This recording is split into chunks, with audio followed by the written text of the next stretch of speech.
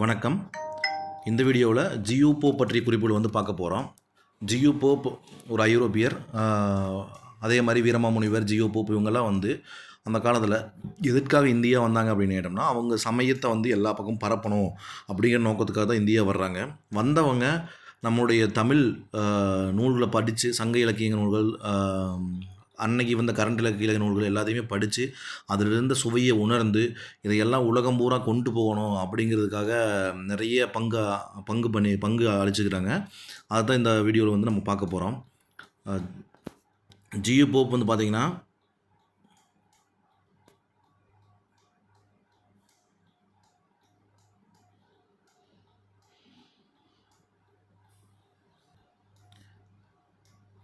G U Pope 1820 April 24 France நாட்டின் Edward தீவில் John போப்புக்கும் கெத்தரின் யூலாப்புக்கும் மகனாக பிறந்தார்.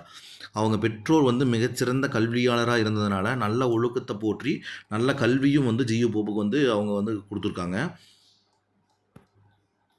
அவர் மிகச்சிறந்த படிப்பாளராக, மிகச்சிறந்த கல்வியாளராக இருக்குங்காட்டி அவருடைய தமையனார் ஹென்றி என்பவர் தமிழகத்தில் கிறிஸ்தவ சமயத்தை பரப்புற குருவாக பணியாற்றுறாரு.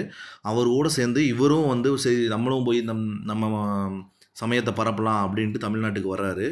போப் தம்முடைய 19ஆம் அகவையில், அதாவது 19 வயசில் தமிழகத்துக்கு சமய பணியாற்ற தேர்ந்தெடுக்கப்படுறார். தேர்ந்தெடுக்கப்பட்டு அங்கேருந்து பாய்மர கப்பலில் வர்றாரு. இது கேட்பாங்க நம்மளுக்கு, எந்த வயசில் கிளம்புனார், ப்ளஸ் எந்த கப்பலில் வந்தார், இதெல்லாம் கேட்பாங்க.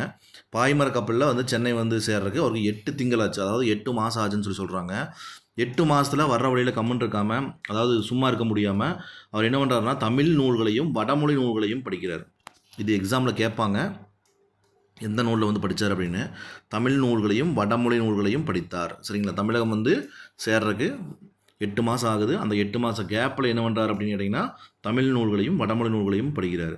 தமிழ்நாட்டில் எங்கே சேர்றார் அப்படின்னு கேட்டிங்கன்னா, சென்னை சாந்தோம் பகுதியில் சமய பணியாற்ற சேர்றாரு. சரிங்களா. ஃபஸ்ட்டு சேர்ற இடம் பார்த்திங்கன்னா சென்னை சாந்தோம் பகுதி சமய பணியாற்ற சேர்ந்துருக்காரு. அதுக்கப்புறம் பார்த்திங்கன்னா திருநெல்வேலி மாவட்டத்துக்கு சென்று சாயர்புரத்தில் தங்கி சமய பணியாற்ற தொடங்கினார். அங்கே பல்வேறு கல்வி நிறுவனங்களையும் பல்வேறு சமய பணிகளையும் செஞ்சார்.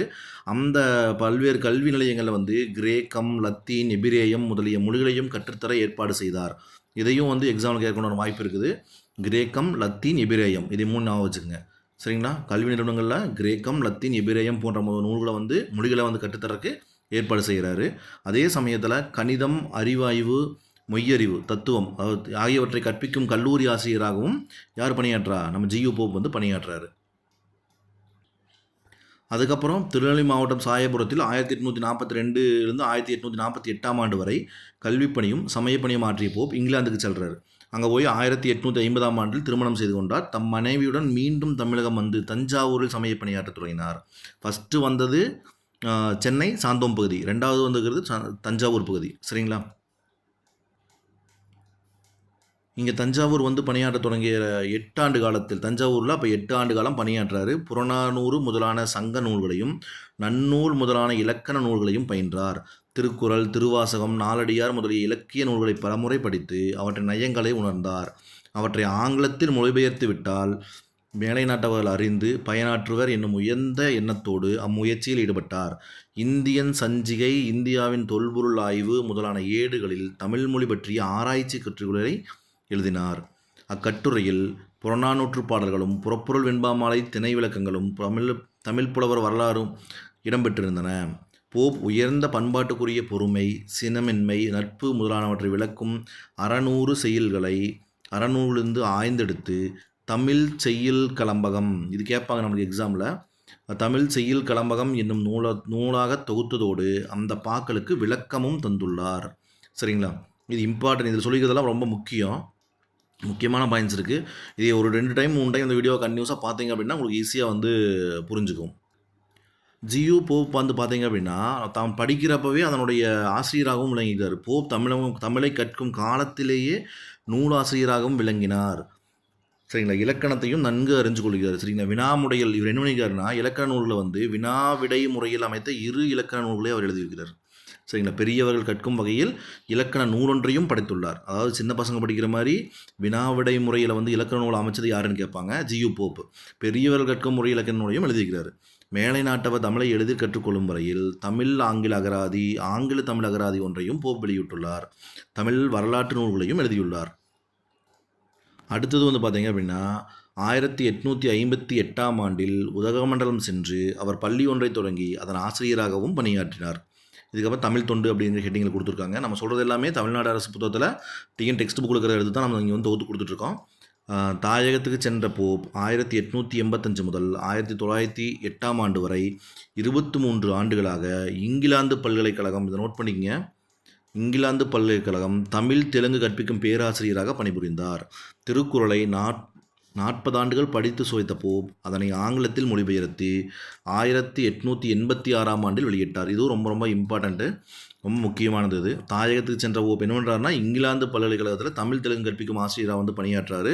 அதே சமயத்தில் திருக்குறளை வந்து ஆங்கிலத்தில் மொழிபெயர்த்து 1886ஆம் ஆண்டில் வெளியிடுறாரு. சரிங்களா. அவருடைய 80ஆம் வயது, அவருடைய 80ஆம் அகவையில் 1900ஆம் ஆண்டு திருவாசகத்தின் ஆங்கில மொழிபெயர்ப்பினை வெளியிட்டார். 1886 திருக்குறள், 1900ஆம் ஆண்டு வந்து திருவாசகத்தை வந்து ஆங்கிலத்தில் மொழிபெயர்த்து வெளியிடுறாரு. சரிங்களா. தம் இறுதி காலத்தில் புறப்பொருள் வெண்பாமாலை, புறநானூறு, திருவருட்பயன் முதலிய நூல்களையும் பதிப்பித்துள்ளார். சரிங்களா. அவருடைய வந்து அவருடைய கல்லறை, இதுதான் ரொம்ப இம்பார்ட்டண்ட்டு. இதுவும் அதிகமாக கேட்கக்கூடிய கேள்வி. அதாவது தமிழின் பெருமையை தரணி முழுவதும் பரப்பிய போப் 1908ஆம் ஆண்டு பிப்ரவரி திங்கள் 11ஆம் நாள் தம் இன்னுயிரை நீத்தார். அவர் தம் கல்லறையில் இங்கே ஒரு தமிழ் மாணவன் உறங்கிக் கொண்டிருக்கிறான் என எழுத வேண்டும் என்று தமது அதாவது உயிரெழுதுவமெல்லாம் அதை எழுதி வச்சுட்டு போயிட்டார். சரிங்களா. ஆங்கில மொழியினை அன்னை மொழியாக கொண்ட போப் தமிழ் மாணவன் என்று தம்மை அறிவித்து கொண்டதால் தமிழ் மாட்சியே, தமிழின் மாண்பை தமிழரும் உணரச் செய்த போப் அல்லோரை இறந்தும் இரவாது வாழும் தமிழ் மாணவர். அவர் தமிழ் உள்ளங்களில் எல்லாம் இன்றும் வாழ்கின்றார், என்றும் வாழ்வார். சரிங்களா. இவ்வளோ தான் தமிழில் ஜியு போப் பற்றி முக்கியமான இது கொடுத்துருக்காங்க. இதில் நம்ம அடிக்கோடு காட்டின பகுதியெல்லாம் வந்து நீங்கள் மறுபடியும் நோட் பண்ணி வச்சு சிறப்பாக படிங்க. படிச்சிங்கன்னா ஜியு போப் பற்றி ஈஸியாக கேள்வி கேட்டால் நம்ம எழுதிடலாம்.